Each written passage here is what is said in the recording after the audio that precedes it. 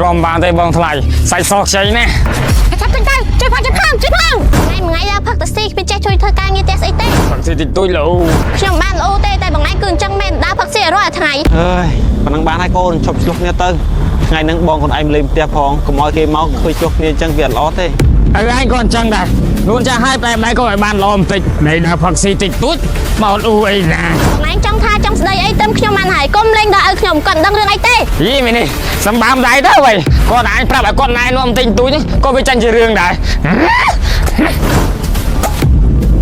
ថ្ងៃមិនខ្លាំងទេទៅបានអូនហើយមានរឿងអីមិននិយាយគ្នាតាមស្រួលទៅចាំបាក់ប្រើកម្លាំងបាយធ្វើអី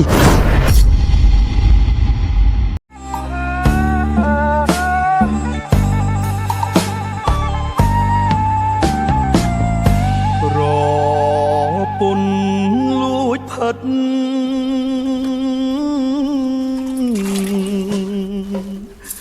មិនអាណិតប្តី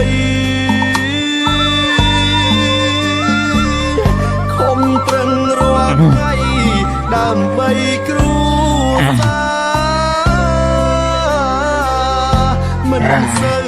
មានពេលអោក៏មុំបងឲ្យពេលនេះត្រាំត្រៃមិនមុំមកទៀតទេអូនបងពៀនថាបងមិនខ្វល់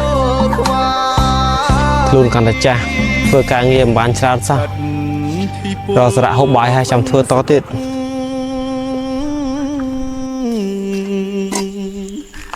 ឲ្យគេស្គាល់អូហើយគាត់ឯងធ្វើអីហ្នឹងវ៉ែបខ្ញុំពងរៀបចំដាំបាយឪលេងឆាប់ទាំងអញ្ចឹងគាត់ឯងដាំបាយលឿនទៅឲ្យហេវបាយណាអូនិយាយអញ្ចឹងប្តីគាត់ឯងរងទៅណាមិនគាត់ឃើញអញ្ចឹងខ្ញុំមិនដឹងដែរឪបើកភ្នែកមកបាត់គាត់ឲ្យឆឹងហើយគាត់ទៅផឹកស៊ីទៀតបាត់ហើយបានវាមកធ្វើឆ្កូនផ្សាពិបាកដល់កហើយថ្ងៃដើរផឹកស៊ីមករករឿងឆ្លោះតាប្រពន្ធកូនតាមអូនអើយរៀបចំឲ្យបាយបានហើយនៅថ្ងៃនេះរំទៅដល់ស្រុកមិនដឹងស្មានណាទេចាំតិចសិនទៅបងបខំទៅណាបានទៅស្រុកដំណឹងនិយាយពីញញ័ររត់ឯងរៀបចំបានអីមិនតាន់មិនអីទេអញ្ចឹងអូនតាមស្រួលដឹងស្អីទេនិយាយពីថាបានទៅលេងស្រុកម្ដងអស់ដីត្រូវឆាប់100លានធុញមែនវៃ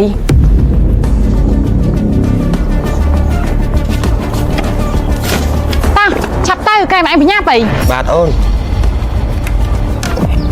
បាត់ទេខ្ញុំពាក់ខ្លួនឯងក៏បានពាក់មកខ្លួនឯងតែត្រឹមបានទៅ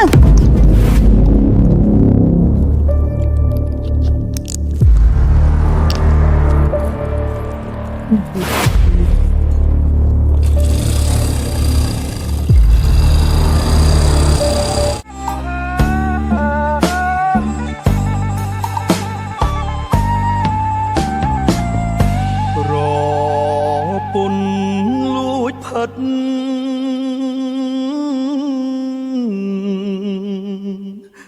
មិនអាណិតប្តីឮថាថ្ងៃទឹកបងគាត់មកលេងផ្ទះហ៎ហ្នឹងហើយកូនថ្ងៃហ្នឹងបងប្រុសខ្លួនឯងមកលេងផ្ទះហើយវានៅប្រពន្ធវាមកដែរចាំវាមកចាំញ៉ាំបាយជុំគ្នាហ្មងទៅចាចាំខ្ញុំទៅធ្វើម្ហូបថែមហើយបងឯងទៅមកពីណានេះមួយថ្ងៃដើរផឹកតាស៊ីពីចេះជួយធ្វើការងារផ្ទះស្អីទេសម្បត្តិត្រឹមប្រពន្ធមិនក៏ចេះដឹងរឿងជីវិតអញម៉េះផឹកស៊ីតិចតួចលោខ្ញុំបានលោទេតែបងឯងគឺអញ្ចឹងមែនដើរផឹកស៊ីរាល់ថ្ងៃស្អីគេមិនក៏លោច្រើនម៉េះត្រូវចុយម៉ៃឡាអើយប៉ណ្ណឹងបានហើយកូនឈប់ឆ្លោះគ្នាទៅថ្ងៃហ្នឹងបងខ្លួនឯងមកលេងផ្ទះផងកុំឲ្យគេមកឃើញឆ្លោះគ្នាអញ្ចឹងវាអត់ល្អទេហើយឯងក៏អញ្ចឹងដែរខ្លួនចាស់ហើយតែម៉ែក៏ឲ្យបានល្អបន្តិចនៃដើរផឹកស៊ីតិចតួចមកអត់អ៊ូអីណាយេ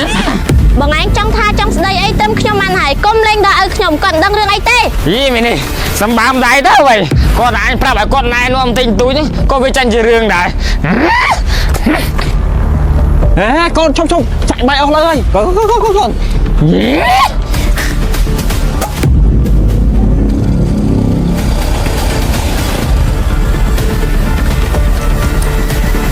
មានរឿងអីហ្នឹងដឹងស្អីទេវៃគ្រូសាំងដូចឆ្កែអញ្ចឹងគ្រាន់ជុំដល់ភ្លាមខាងផ្ទះផ្លែតចុងថ្ងៃមិនខ្លាំងទេទៅបានអូនហើយមានរឿងអីមិននិយាយគ្នាតាមស្រួលទៅចាំបាក់ប្រើកម្លាំងបាយធ្វើអី បើនិយាយស្រួលដូចបងឯងនេះវាមិនអីទេប៉ុន្តែនេះវារឿងក្បាលពេកនិយាយមិនចេះស្ដាប់គ្នាខំណៃនាំវាទៅមកតមាត់តវាយណា បានហើយកូនឈប់ឆ្លោះគ្នាទៅឲ្យខ្មាស់កូនភាសាឲ្យគាត់មកលេងណា ហើយមានរស័យទាំងឪមិនកាញ់ញ៉ៃញ៉ៃម៉េះមកដល់តែភ្លាមឆ្លោះគ្នាផ្លែត មានរឿងអីទេកូនសុទ្ធជាការយល់ច្រឡំទេចូលមកញ៉ាំបាយជុំគ្នា បានបាយពីណាស្អីទៀតឪបើខ្ចាយអស់ហើយនោះ យីបងខ្លាចអញស្អាតដល់កហើយវិញសិតសោកស្អីទំនងណា ហើយសួយស្រាយងង ហេអូន បាទបងបាទ ឥឡូវណៃតមួយទឹកមកអាំងញ៉ាំបាយជុំគ្នា បាទបងបាទអញច្រឡំឲ្យប្រពន្ធបងខ្លាចទៅពេលពីណាគេប្រកាន់ទេព្រោះគេដឹងថាអញស្វឹងស្អាតដែរ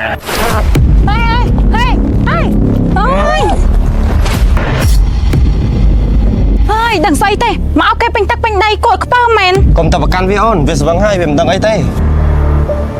បងថ្លៃនិយាយត្រូវហើយខ្ញុំគ្មានចេតនាទេខ្ញុំដើរទៅវិលមុខពេកក៏អោបបងឯងឲ្យខ្ញុំសុំទោសផង ហើយមិនដឹងស្អីទៅស្អីទេអញញ៉ៃមែនបី ឲ្